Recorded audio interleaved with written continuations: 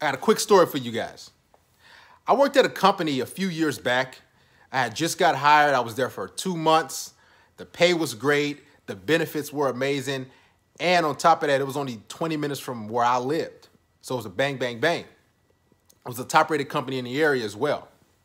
Also, I had just started seeing a woman. She was really attractive, looked great. The sex was great. We started seeing each other for it was about a month and a half. So it was a sort of the honeymoon phase, which, everything was going great.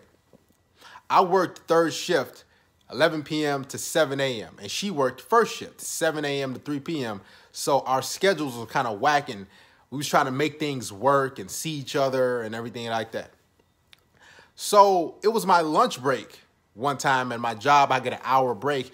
And the girl I was seeing, she said, "Hey, I really want to see you, baby. Dearest, I miss you. I really need some of you tonight," and give me winks and all that stuff like that.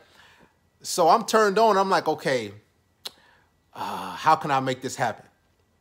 So I tell my supervisor, I said, "Hey, can I go out to my car just for the hour lunch break?"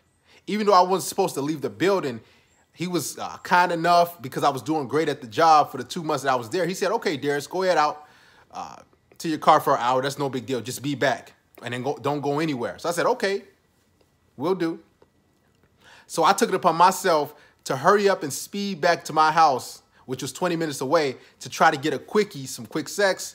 And the woman I was seeing, she took an Uber to my house because I didn't have time to go to her place and dash back to my place. So she took an Uber to my place. We both met there at about the exact same time, get a quickie in. And I come back out to my car, and guess what? The tire is flat in the back left. And I'm like, wow. And I didn't have a spare. I didn't have a donut. So I'm sitting there like, oh, what can I do? What can I do? And I call an Uber.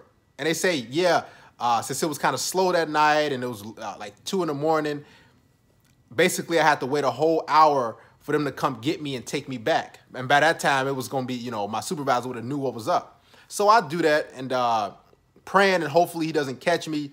So I get back to my job. I walk in. I'm a whole hour and a half past where I was supposed to pass my lunch break. And he just has his hands out, and he's like, "Okay, I need your badge," because he knew I had left.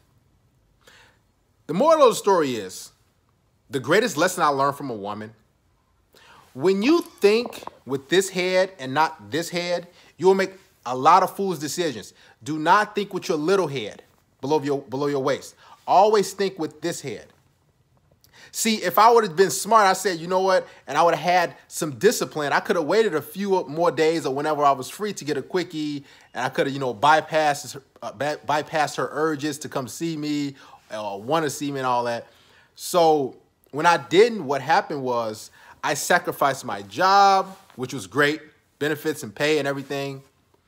And eventually I got another job, but nevertheless, I could have still had that great job. And she ended up leaving, a couple months afterwards. So she didn't even stay for barely 90 days. So the greatest lesson I learned from a woman: when you make short-term decisions, they won't end well.